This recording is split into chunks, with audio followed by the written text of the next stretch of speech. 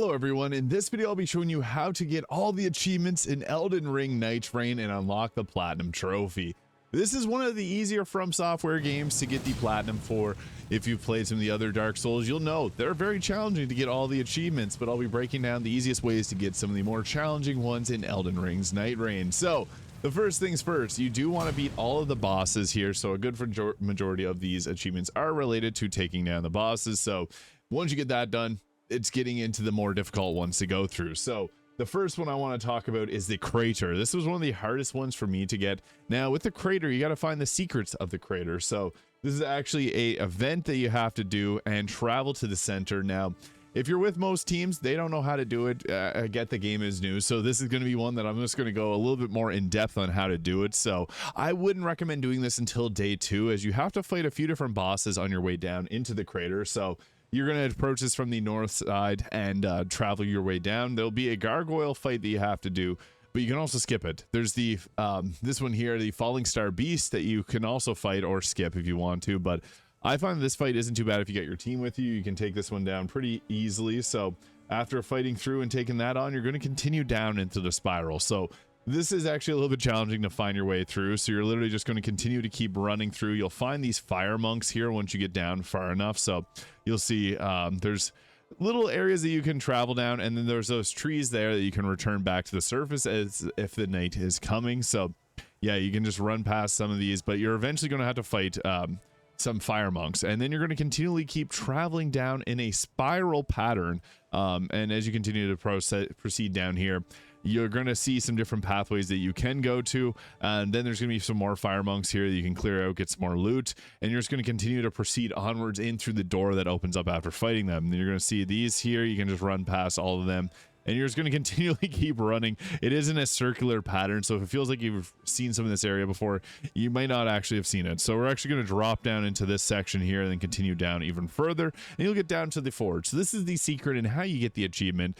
and there's going to be the magma worm there that shows up that you got to fight before you're able to actually use the forge and make a legendary weapon. This is the hardest one to find, so actually finding this is probably going to be the hardest part for this, but to get this to achieve, I found that this one spawns a little bit more during the Fulgore boss fight. I don't know if I think someone else has to have this active in your party. So this is the one that if you see it pop up in the shifting worlds, run straight here and do it in day 2. This is going to be your main majority of the day 2 that you want to be doing. So if you're able to speed run through here and make your way through that spiral, lead the team. If they aren't following, just keep pinging it and hope that they come along, because getting a legendary weapon is extremely useful, especially if it's the element that the boss is weak to. So this can actually help you win as well. So just want to highlight this one first, as this is the hardest one, but again, I've noticed it more during the Fulgore boss fight and the night aspects of the final boss as well. So that's just my personal experience. Don't know if it responds more naturally on those, but defeating the Nightlord with all characters. This is another one that's very challenging, and it's only got 7% of players with this already.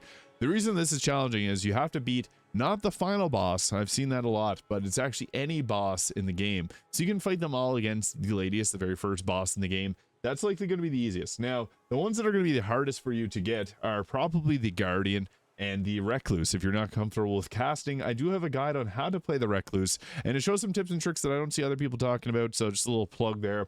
I do have a video guide on this, and it'll be linked in the description or into the comments, so you can check these out. But I cover all the different magical cocktails for Recluse. She's a little bit of a harder character to get comfortable with if you're not familiar with casting in Souls games, but I break it down pretty well. She's actually probably the most damaging character in this game, so highly recommend it. I cover everything related to her character.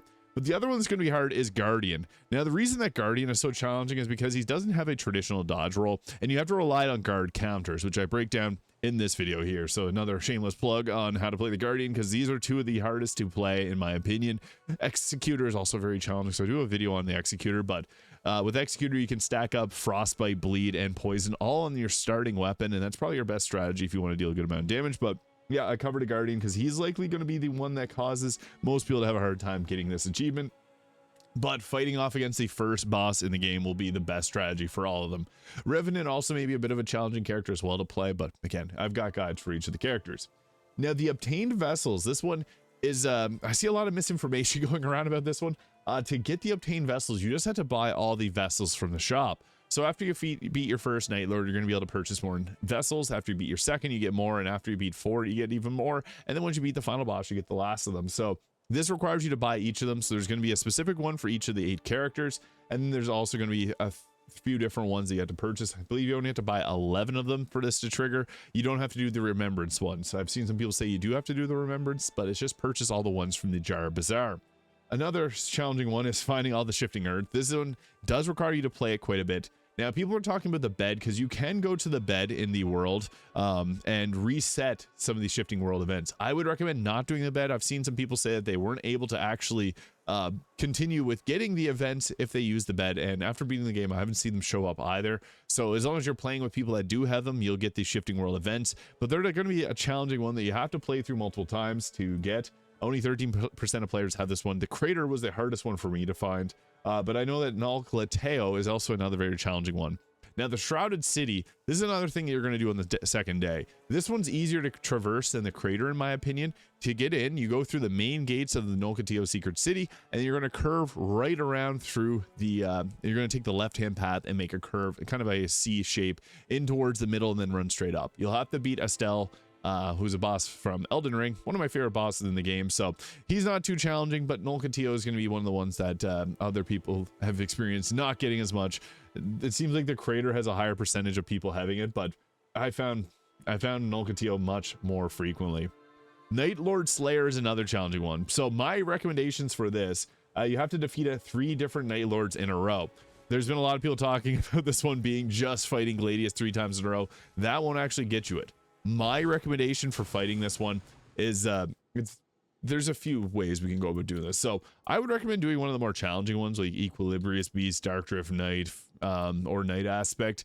These are ones that are going to be, if you get this one down, this is going to be the start of your run. So let's say we go against Equilibrious Beast and win. The next one I'd recommend doing is the Augur boss fight. This one is not that challenging. As long as you get a lightning based weapon, pay attention to the nukes that it drops. Augur is not too bad. You just have to be playing smart, and I would recommend bringing Iron Eye or bringing a Recluse for this fight. So if you play as either of those characters, you're in luck because it's going to be a lot easier with that. And the final one, the Tricephalos or Gladius boss fight.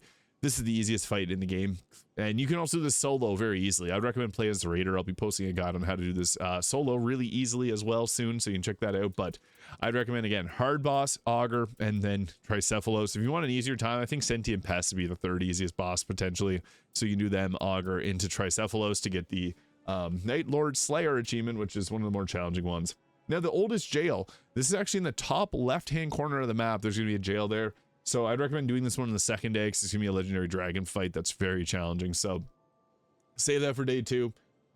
This one is just, again, top left corner of the map. All the boss fights, again, are going to be some of the more challenging ones. Defeating all the Nightlords as well requires you to obviously beat every single boss. Dresser, don't forget to change your outfit in the shop. You can purchase new ones after you beat the final Nightlord. You get Dark Souls 1. So I'd recommend waiting for that. They cost 7,500 Merc, so they're not too expensive. And Dawn, reach the ending. That's, again, beating the final boss. You get that achievement alongside the Hill Store of the Nightlord. Sentient Pest Raid. Now, whenever you see the locusts that steal your levels, this is a random one that does pop up. Watch where the locusts go after they steal your level, because they'll hurry off into a certain direction. Follow it that way, and you're going to continually see them flying a certain direction. If you continue to follow this, you'll find the Sentient Pest. It's just laying there. You can do your jump attacks, beat it down. It's not too challenging once you find it, but that's the way to find it. This one's just from luck playing. You do have to beat the Sentient Pest boss fight forever for the raid to be unlocked. Attain maximum level. Playing this will get you at level 15 is the max. True Arbiter. So the Equilibrious Beast raid, you have to beat, obviously, Libra first, which only 45% of players have beat so far. So it's a challenging one. But with the Equilibrious Beast, you're going to find it raiding you. It's going to steal your level or your maximum health, and you're going to go pay either 15,000 runes or 35. So you got to spend quite a bit of money to get back on this, or you can fight it. The fight is very challenging. Don't recommend doing it day 1. But that one is, again, just from playing. Rotted Woods, it's another shifting earth event, and you have to find the castle, which will give you the coordinates to find the flower in order to unlock this achievement. So you do have to go to that little marked spot whenever you see this on the map. Run there first, and then you can find the secret. It's a very useful one. Gaping Jaw, straightforwards. The Augur raid, however, This one is pretty easy. It's great if you're a caster because it makes it so your flasks will recover your FP as well. This you have to beat Augur first and then continue playing. You'll see a bubble. It may steal one of your teammates. Run after it. Go fight it. The Augur raid is extremely easy, I'll be honest. The other raids are very hard to find. I know a lot of people are having a hard time finding the Fell Omen raid. Only 50% of players have this achievement so far. This is a tough one to find. I'll be honest. I got lucky and I get it quite frequently, but I've seen a lot of comments that people have not been getting it. I think you just have to play a little bit more. Unfortunately, this one is just an RNG based one. I've experienced it on pretty much every boss here, so I don't think there's any specific boss. I would just recommend not doing the first boss over and over again. So yeah, all of those, the rest of them are pretty straightforward, getting flasks. The great achievement one is another, or the great equipment load one, or the set and steadfast, acquire many pieces of high rarity equipment on a single expedition. So you have to have every single slot filled out. So all your weapons have to be blue or purple rarity. All your talisman have to be filled with 2 at least, obviously blue, because it doesn't come in any other color. And then you also have to have items. So every item that you pick up, whether it be smithing stone 1, smithing stone 2, warming stones, turtlenecks, you have to have blue rarity items as well. So that's one that only 29% of players have. And I've seen some people talking about it. You do have to fill every single item slot with something. So yeah, that one is not terrible once you get rolling, because sometimes you get playthroughs where you get just tons of loot and tons of loot. So that's how to get that one. You will likely have to replace your weapon or upgrade it. So there is all of the achievements for Elden Ring Nightreign. If you got any questions related to these, feel free to leave in the comments. I'm usually pretty quick to get back to you on any type of comment. So hit the subscribe button below if you found this video useful. Thank you so much for watching, and I'll see you all in the next video.